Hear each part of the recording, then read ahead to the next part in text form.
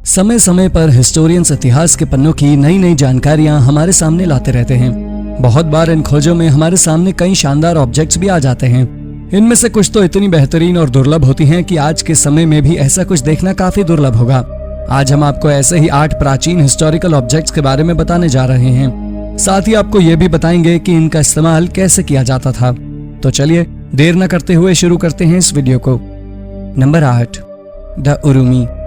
भारत के दक्षिणी हिस्से में केरल में जन्मा यह हथियार बिल्कुल किसी तलवार जैसा ही था, लेकिन इसका धारदार सिरा लचीला होता था और इसी वजह से इसको सीखना बेहद मुश्किल माना जाता था।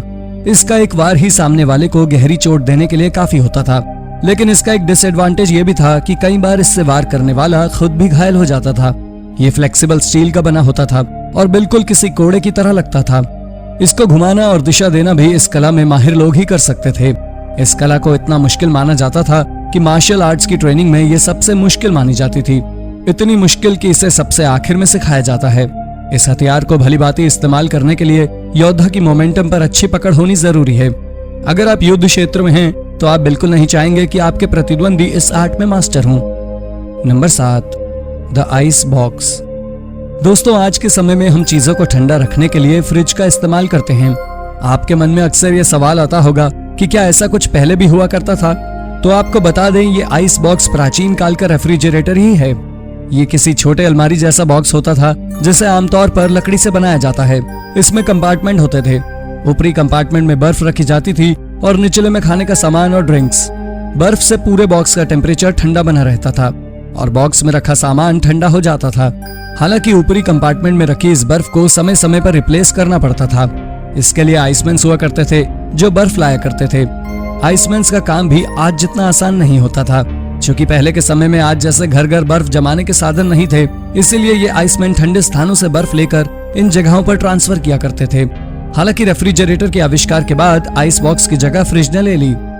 नंबर 6, संतूर। संतूर एक म्यूजिकल इंस्ट्रूमेंट है जिसका ओरिजिन मुख्य रूप से 1800 साल पहले ईरान में माना जाता है, लेकिन फिर यह धीरे धीरे एशिया के अन्य भागों में भी प्रचलित हुआ। इसे मुख्य रूप से सूफी संगीत में इस्तेमाल किया जाता था। संतूर लकड़ी का एक चौकोर बॉक्स जैसा यंत्र है जिसके ऊपर 2-2 मेरू की 15 पंक्तियां होती हैं। एक सुर से मिलाए गए धातु के 4 तार एक जोड़ी मेरू के ऊपर लगे होते हैं। संगीत के इस यंत्र को बजाने के लिए वादक आगे से मुड़ी हुई डंडियों का प्रयोग करता है। इसका नाम संतूर का मतलब होता है 100 तारों वाला, लेकिन सिर्फ भारतीय संतूर में ही 100 तार होती हैं। धीरे धीरे 20वीं सदी के मध्य तक इसकी पॉपुलैरिटी कम होने लगी। हालांकि यह अभी भी भारत में क्लासिकल म्यूजिक का हिस्सा है। अक्सर लोग इसे पर्शियन वाद्य यंत्र बताते हैं, जबकि सच तो यह है कि संतूर पूरे विश्व को कश्मीर की देन है और कश्मीर के कण कण में संतूर बसा हुआ है।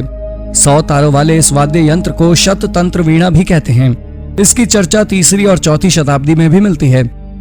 Number 5, anti masturbation devices.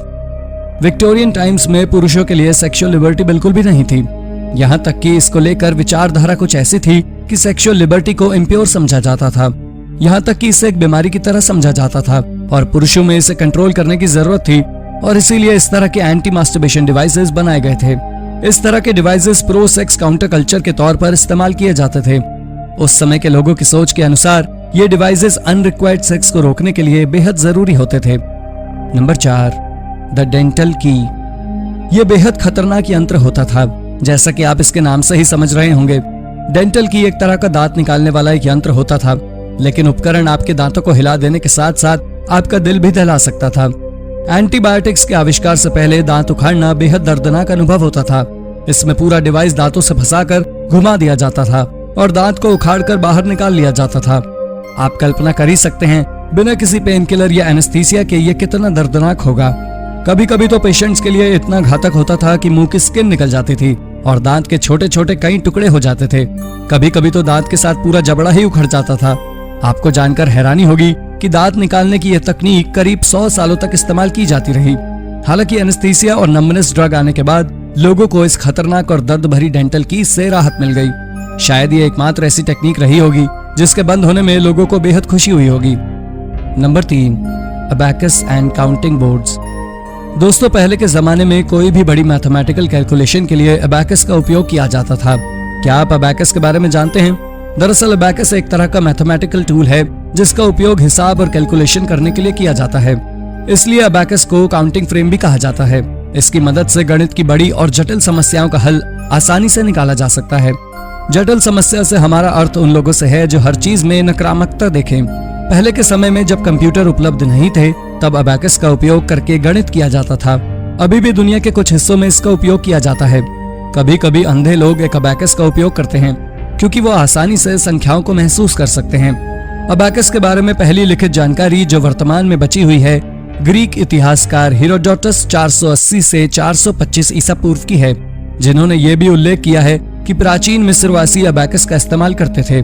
सबसे पुराना अबैकस जो आज के समय तक बचा हुआ है, इसे सल्मिस अबैकस कहा जाता है। हाँ, ये आकार में काफी बड़ा होता है और वजन में थोड़ा भारी भी। इसी वजह से इसे एक जगह से दूसरी जगह ले जाना मुश्किल था। हालांकि अब मॉडर्न कैलकुलेटर्स और कंप्यूटर्स ने अबैकस को रिप्लेस कर दिया है। Number 2, the sun dial.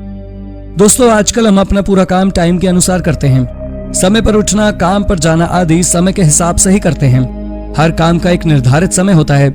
सोचिए, अगर आज हमें किसी से मिलना होता है तो हम बड़ी आसानी से घड़ी देखकर डिसाइड कर लेते हैं। लेकिन पहले के समय में जब घड़ियां नहीं थी और लोग सूर्य और अन्य तारों को देखकर समय का अंदाजा लगाते थे, तो एक्यूरेट टाइम बता पाना कितना मुश्किल होता होगा। लेकिन 290 बीसी के दौरान सन डायल नाम की एक घड़ी बना ली गई थी। यह टाइम देखने के लिए इस्तेमाल किया जाने वाला सबसे पहला डिवाइस था। इसमें बड़ा गोलाकार बेस होता था जिसके ऊपर एक एलिवेटेड रॉड जैसा लगा होता था। इस रॉड की छाया गोलाकार बेस पर बनती थी। जैसे जैसे सूरज आसमान में ऊपर चढ़ता था, वैसे वैसे इस रॉड की छाया भी अपनी दिशा बदलती थी और लोग इसी से टाइम का अंदाजा लगा लिया करते थे। घड़ियों के अलावा ये टाइम देखने का सबसे एक्यूरेट डिवाइस है। धीरे धीरे इन सन डायल्स को आर्टिस्टिक डिजाइन के साथ भी बनाया जाने लगा। हालांकि दुनिया में कई जगहों पर आज भी सन डायल्स देखे जा सकते हैं। Number 1, the tonsil guillotine.